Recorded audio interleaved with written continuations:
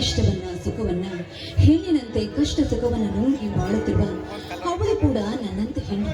ಆದ್ರೆ ಈ ಕೆಟ್ಟ ಪ್ರಪಂಚದಲ್ಲಿ ಎಲ್ಲರೂ ಕೂಡ ಹೆಣ್ಣಂದ್ರೆ ಸಾಕು ಕೇವಲವಾಗಿ ನೋಡ್ತಾರೆ. ಆದ್ರೆ ನನ್ನ ಅಣ್ಣಂದ್ರು ಮಾತ್ರ ಹಾಗಲ್ಲ. ನನ್ನನ್ನ ಸುಖದ ಸುಪ್ಪತ್ತಿಗೆಯಲ್ಲಿ ಕೂರಿಸಿ ನನ್ನನ್ನ ಮೆರೆಸ್ತಾ ಇದ್ದಾರೆ.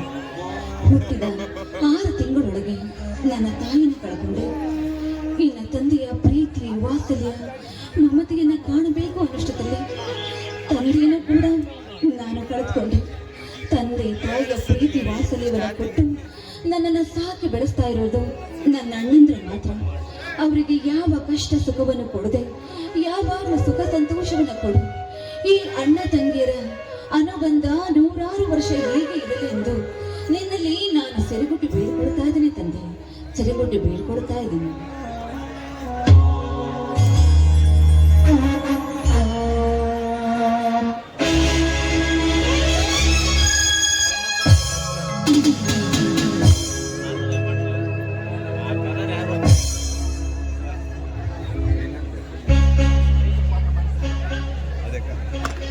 ತಂಗಿ, ದುಷ್ಟ ಶಿಕ್ಷಕ ಶಿಷ್ಟ ರಕ್ಷಕ ಎಂದಲ್ಲ, ಹೆಗ್ಗಳಿಕೆಗೆ ಪಾತ್ರವಾಗಿರುವ ನಮ್ಮ ಮನೆ ದೇವರಾದ ಶ್ರೀ ಜಗದ್ಗುರು ಶನಿಕೇಶ ಸ್ವಾಮಿ ಹತ್ರ ಭಕ್ತಿಯಿಂದ ಏನಂತ ಬೇಡಿಕೊಂಡಿ ಅಮ್ಮ? ಅಣ್ಣ, ಆ ದೇವರಲ್ಲಿ ಬೇಡ್ಕೊಳ್ಳೋದಕ್ಕಾನೆ ನನಗ್ ತಾನೇ ಇನ್ಯಾರು ಇದ್ದಾರಣ್ಣ. ತಂದೆಯಾಗಿ ತಾಯಿಯಾಗಿ ಬಂಧು ಬಳಗವಾಗಿ ನೀನೇ ನನ್ನನ್ನ ಚೆನ್ನಾಗಿ ನೋಡ್ಕೊಳ್ತಾ ಇರೋ ಈ ನನ್ನ ಪ್ರೇಮರಾಜಣ್ಣ, ಮತ್ತೆ ಯಾವಾಗ್ಲೂ ತಂಗಿಯ ಸುಖವನ್ನೇ ಕೋರುವ ರವಿರಾಜಣ್ಣ, ಇವರು 100 ವರ್ಷ ಸುಖದ ಸುಪ್ಪತ್ತಿಗೆಯಲ್ಲಿ ಯೋಗಕ್ಷೇಮವಾಗಿರಲಿ ಎಂದು ಬೇಡ್ಕೊಂಡೆ ಅಷ್ಟೇ ಅಣ್ಣ. ಹುಚ್ಚಿ, ಚಿಕ್ಕಂದಿನಿಂದ ದೇವರೇ ದಯಾಳನ್ನು ನಂಬಿರುವ ಆ ನಮ್ಮ ಚನಿಕೇಶ ಸ್ವಾಮಿ ನಮಗೆ ಮೋಸ ಮಾಡುತ್ತಾನೇನೋ. ಒಂದು ವೇಳೆ ಹಾಗೆ ಏನಾದರೂ ಆದರೆ ನಮ್ಮ ಮನೆ ದೇವರ ಬಾಗಿಲು ಸಹ ಸುಳಿಯುವುದಿಲ್ಲ. ಇದರ ಬಗ್ಗೆ ಚಿಂತಿಸಿ ಇರುತ್ತಾಗಿ ನಾವು ಸದಾ ಯೋಗಕ್ಷೇಮವಾಗಿರುತ್ತೇವೆ. ಹೌದಣ್ಣ.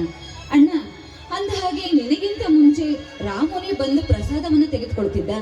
ಆದ್ರೆ ಅವನಲ್ಲಿ ಎಲ್ಲೂ ಕಾಣ್ತಾನೆ ಇಲ್ವಲ್ಲ, ಎಲ್ಲಿಗೆ ಹೋಗಿದ್ದಾನಣ್ಣ? ಅಯ್ಯೋ ನನ್ನ ಚಿನ್ನ, ಇದು ನಿನಗೆ ತಿಳಿಯಲಿಲ್ಲವೇನಮ್ಮ? ಇಂದು ನಿನ್ನ ಮುತ್ತಿನ ರವಿರಾಜಣ್ಣ ಬರುತ್ತೀನೆಂದು ಮೊನ್ನೆ ಗುರುವಾರನೇ ನನಗೆ ಫೋನ್ ಮೂಲಕ ತಿಳಿಸಿ ಹೇಳಿದ್ದ. ಅದಕ್ಕೋಸ್ಕರ ರಾಮನನ್ನು ಕಾರಿನ ಚಾಲಕನಾಗಿ ಬಸ್ ಸ್ಟ್ಯಾಂಡ್ಗೆ ಕಳಿಸಿರುವೆನು. ಇನ್ನೇನು ಬರುವ ಸಮಯವಾಯ್ತು, ಬಂದರೂ ಬರಬಹುದು. ಹಬ್ಬ, ನನ್ನ ಮನಸ್ಸಿನ ಸಂತೋಷದ ಕೋಡಿ ಇವತ್ತು ಉಕ್ಕಿ ಹರಿತಾ ಇದೆ ನೋಡೋಣ. 6 ತಿಂಗಳು ಕಳೆದ ನಂತರ ನೀವು ಅಣ್ಣ ತಮ್ಮದ್ರು ಸೇರ್ತಾ ಇದ್ದೀರಾ ಅಂದ್ರೆ ನನ್ನ ಮನಸ್ಸಿಗೆ ಕೇಳಿದ್ರೆ ಸಾಕು ಎಷ್ಟೊಂದು ಸಂತೋಷವಾಗ್ತಾ ಇದೆ ಗೊತ್ತಾ. ನಾನೊಬ್ಳ ದಡ್ಡಿ, ಅಣ್ಣ ಬರ್ತಾನೆ ಅಂತ ಗೊತ್ತಿಲ್ಲದೆ ಇನ್ನೂ ಅಡುಗೆನೆ ಮಾಡಿಲ್ಲ. ಅಣ್ಣ, 5 ನಿಮಿಷ ನನಗೆ ಟೈಮ್ ಕೊಡು, ಕೋಪ ಮಾಡ್ಕೋಬೇಡ. ಒಳಗಡೆ ಹೋಗಿ ಸಿಹಿ ಅಡುಗೆ ತಯಾರು ಮಾಡ್ತೀನಿ, ಸರಿನಾ?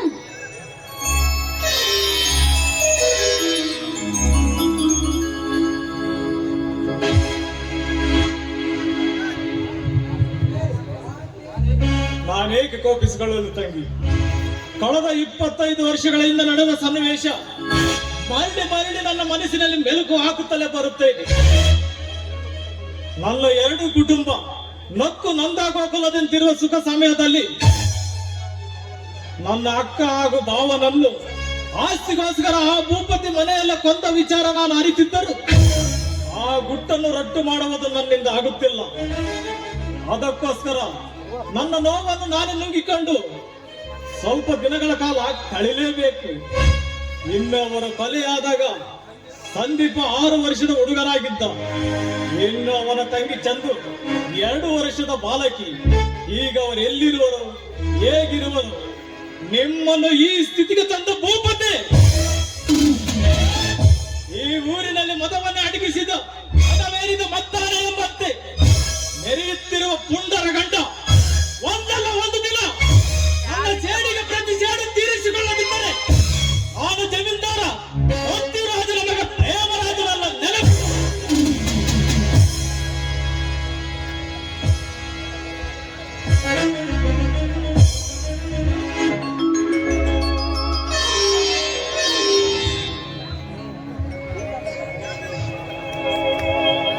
ಅಣ್ಣ, ಹಾಯ್ ರವಿ. ಅಣ್ಣ, ನಮ್ಮೂರಿನ ವಾತಾವರಣಕ್ಕೂ ಪಟ್ಟಣದ ಪರಿಸರಕ್ಕೂ ಕಲ್ಪಿಸಿಕೊಂಡರೆ ನಮ್ಮೂರು ನಮಗೆ ಚಂದವಣ್ಣ. ಹೌದು, ಎಷ್ಟು ದಿನವಾಯ್ತಣ್ಣ ನಿಮ್ಮ ಮುಖ ನೋಡದೆ. ಮನೆ ಕಡೆ ಎಲ್ಲ ಕ್ಷೇಮವಾಗಿದ್ದಾರೆ ತಾನೆ? ಅಯ್ಯೋ ಹುಚ್ಚುಡುಗ, ನೀನು ನಮ್ಮ ಜೊತೆಯಲ್ಲಿರುವಾಗ ನನ್ನ ಆರೋಗ್ಯಕ್ಕೇನು ಕೊರತೆ. ಮುತ್ತಿನ ಗಿಳಿಯಂತೆ ಮುದ್ದಿಸುವ ತಂಗಿ, ಹರಳಿನ ಗುಲಾಬಿಯಂತೆ ಮೃದು ಹೃದಯದ ಸ್ವಭಾವ ಹೊಂದಿರುವ ತಮ್ಮ, ನೀವಿಬ್ಬರು ನನ್ನ ಜೊತೆಯಲ್ಲಿರುವವರೆಗೂ ಯಾವ ಕಡುಕಷ್ಟಗಳು ಬರಲಾರದು ಕಣರು.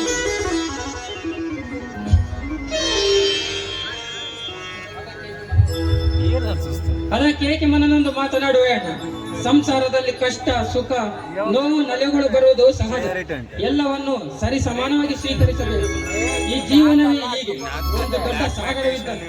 ಅದನ್ನು ಈಜಲು ತುಂಬಾ ಬೇಸರವಾಗುತ್ತದೆ. ಆದರೆ ಒಂದು ಪಕ್ಷ ಇಡೀ ಸಾಗರವನ್ನು ಈಜಿ ದಡ ಸೇರಿದರೆ ಸಿಗುವುದು ಸುಖದ ಸುಪ್ಪತ್ತಿಗೆ ಸಾಗರ. ಹೌದು ರವಿರಾಜ, ನೀನು ಹೇಳುವ ಮಾತು 100ಕ್ಕೆ 100 ಪಾಲು ಸತ್ಯ ಕಣ. ಆದರೆ ಆ ದೇವರು ನಮಗೇನು ಕೊರತೆ ಮಾಡಿರುವನು? ನಮ್ಮಿಂದ ನಮ್ಮ ತಂದೆ ತಾಯಿಗಳನ್ನು ಮಾತ್ರ ದೂರ ಮಾಡಿರಬಹುದು. ಅದಕ್ಕೋಸ್ಕರ ಹುಟ್ಟಿದ ಪ್ರತಿಯೊಬ್ಬ ವ್ಯಕ್ತಿ ಒಂದಲ್ಲ ಒಂದು ದಿನ ಸಾಯಲೇಬೇಕು. ಆದರೆ ಈ ಜಮೀನ್ದಾರನ್ನುವ ಹೆಸರು ಸಾಕು ಕಣ ನಮ್ಮ ಮನೆ ಘನತೆ ಗೌರವ ಕಾಪಾಡಲು, ಅಲ್ಲವೇ ರವಿ? ಹೌದಣ್ಣ, ಹುಟ್ಟಿದ ಪ್ರತಿಯೊಬ್ಬ ವ್ಯಕ್ತಿ ಸಾಯಲೇಬೇಕು. ಈ ಹುಟ್ಟು ಮತ್ತು ಸಾವುಗಳ ಅಂತರವೇ ಇತಿಹಾಸ. ಇರಲಿ ಅಣ್ಣ, ನಮ್ಮ ಮುದ್ದಿನ ತಂಗಿಯ ಸುಳಿವೇ ಇಲ್ಲ. ರವಿ, ನೀನು ಬರುವ ವಿಚಾರವನ್ನು ಈಗಷ್ಟೇ ತಿಳಿಸಿದೆ. ಅದಕ್ಕೆ ನಮಗೆ ಸಿಹಿ ಊಟ ನೀಡಲು, ಅವಳ ಕೈಯಾರೆ ಅಡಿಗೆ ತಯಾರಿಸಲು ಅಡಿಗೆ ಕೊನೆಯಲ್ಲಿರಲ್ಲ ಕಣ. ಹೌದಣ್ಣ, ತಂಗಿಯ ಕೈ ತುತ್ತು ತಿನ್ನದೆ ತುಂಬಾ ದಿನವಾಯಿತು. ಅದಕ್ಕಾಗಿ ನನ್ನ ಬಾಯಿ ಆತೋರಿಸಿ. ತಂಗಿ ತಿಂದು ಎಲ್ಲಿದೆಯಾ ಪುಟ್ಟ?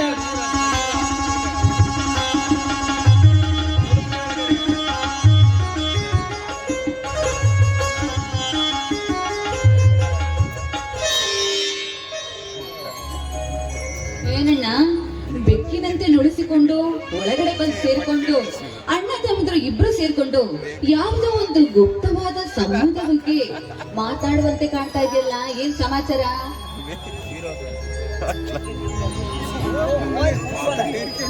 ಅಯ್ಯೋ ನನ್ನ ಮುದ್ದಿನ ಸಿಸ್ಟರ್, ಹಾಗೇನಿಲ್ಲ. ಹೌದು, ಆ ನಿನ್ನ ತುಂಟದ ಆಟ ಪಾಠಗಳು ಇನ್ನೂ ಬಿಟ್ಟಿಲ್ಲ ಅಲ್ಲ. ಸಮಾಜ ಬದಲಾದಂತೆ ಮನುಷ್ಯ ಬದಲಾಗಲೇಬೇಕು ತಂಗಿ.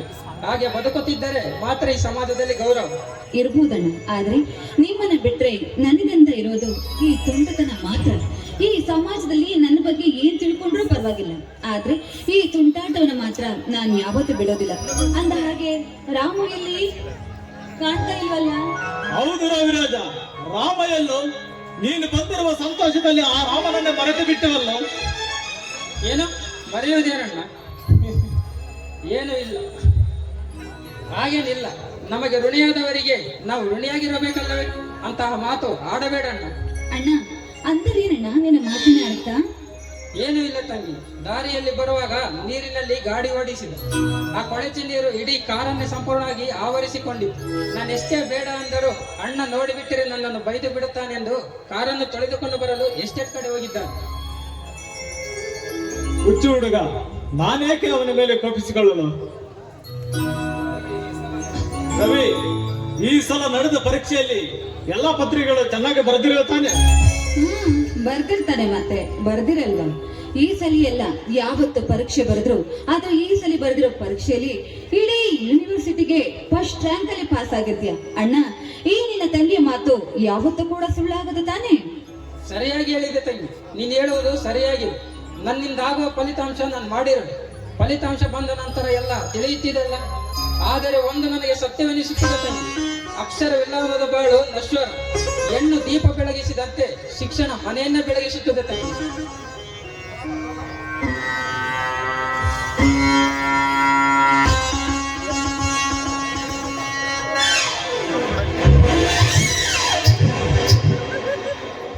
ನೋಡ್ರಿ ಅಪ್ಪ, ನಮ್ಮ ರವಿ ರಾಜಪ್ಪನವರು ಈ ಸಲ ಇಡೀ ಕುವೆಂಪು ಯೂನಿವರ್ಸಿಟಿಗೆ ಅವ್ರದೇ ಒಂದು ದಾಖಲೆ ಕಂಡ್ರಿ. ದಾಖಲೆ ಯಾಕಂದ್ರ ಹಿಂದೆ ಯಾರೂ ಮಾಡಿರಬಾರ್ದು, ಮುಂದೆ ಯಾರೂ ಮಾಡಬಾರ್ದು ಅಂತ ಈ ಕಿಮ್ಮತ್ತು ಕಸರತ್ತು ಅವರ ಬರವಣಿಗೆಯಲ್ಲಿ ಆ ಚನಿಕೇಶ್ ದೇವರು ಬರೆದಿದ್ದ ನೋಡ್ರಿ. ಅಂದ ಮೇಲೆ ಈ ಸಾಲ ಖಂಡಿತ ಫಸ್ಟ್ ರ್ಯಾಂಕ್. ಎಲ್ಲೇ ಇರ್ಲಿ ಹೇಗೆ ಇರ್ಲಿ ವಿದ್ಯಾಭ್ಯಾಸದ ಸುಗಮವಾಗಿ ಸಾಗ್ಬೇಕಂತ ನನಗೆ ಶಾನೆ ಆಸೆ ನೋಡ್ರಿ. ಸರಿಯಾಗಿ ಹೇಳ್ದೆ ಕಣರಾಮ. ಅದಕ್ಕೆಂದಲ್ಲ ನಾವು ಇಷ್ಟೊಂದು ವೆಚ್ಚವಿಟ್ಟು ಅವನು ವಿದ್ಯಾಭ್ಯಾಸ ಮಾಡಿಸ್ತಿರೋದು ಅಲ್ಲವೇ ತಂಗಿ? ಹೌದಣ್ಣ. ನೋಡಣ್ಣ, ನಮ್ಮ ಭವಿಷ್ಯಕ್ಕಿಂತ ನಮ್ಮ ಭವಿಷ್ಯದ ಬಗ್ಗೆ ಹೆಚ್ಚಾಗಿ ತಿಳಿದಿರುವನಂದ್ರೆ ಅದು ನೀನೊಬ್ಬನೇ ಅಲ್ವೇನಣ್ಣ?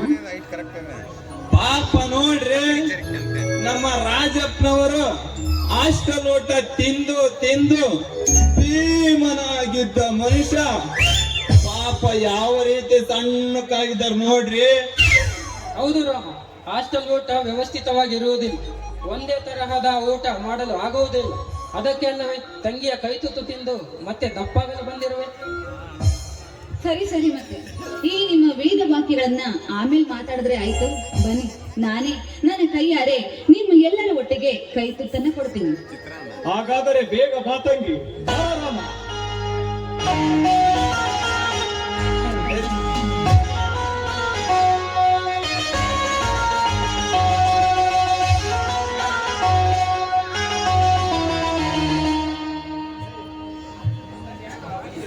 ಯಜಮಾನ್ರ